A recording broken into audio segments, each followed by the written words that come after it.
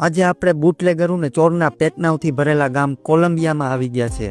અહીંયા તમારે બહુ ધ્યાન રાખવાની જરૂર છે અને અહીંયાની બાયુના જાસામાં તો તમે આવતા જ નહીં, બાકી ડેટોલ હુંઘાડીને બેભાન કરીને તમારો જાન જોઈ નહીં રહેવા દે।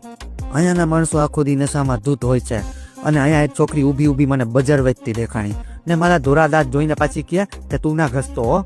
અમે રસ્તામાં હાયલા જતા હતા તો ધતુરા પીધેલો ટીટ માકડો કેમેરો જોઈને અમારી વાહે પડી ગયો ને નાચવા માંડ્યો હારો ગાંડી પાછીનો। તો ત્યાંથી તો અમે પછી ભાગ્યા ને આગળ જતા અમને ઉદિત નારાયણનું બાટકું વર્ઝન ગીત ગાતું દેખાણું ને બાજુમાં મદારીનો ખેલ હાલતો હતો। ત્યાં એક ભૂત મારીને મને રીઝાવાની ટ્રાય કરી, પણ મેં તો એને કહી દીધું કે તારો બાપ છું હું, વેવલીની હાલતી નહીં થા।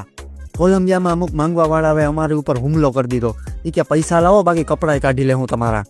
ત્યાંથી આગળ ગયા તો એક ભાઈ 3000 રૂપિયાની 10 બીડી વેચતો હતો।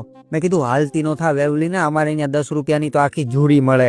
ત્યાંથી આગળ ગયા તો અમને એક બાદશાહનું ભૂખ જેવું વર્ઝન દેખાણું। ગલીમાં કૂતરી વ્યાણી, ડીસા પટાણી, હોળીમાં લઈ લે ધાણી, નકર થઈ જશે ઘાણી ઘાણી। ઓહો ભૂખ જેવો। રસ્તામાં હાલતા હાલતા હાથી હંગીરી એવા 2 તરબૂચ દેખાણા।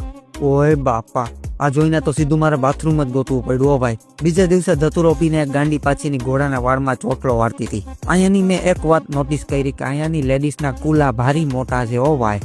આ બધું મારા માટે જોવું શક્ય નહોતું તો એક ઘોડો ઉધાર લઈને હું ઘેર નીકળી ગયો। તો મોટા કુલાવના નામે લાઈક, ફોલો અને શેર કરી દેજો બધા ભાઈબંધુને।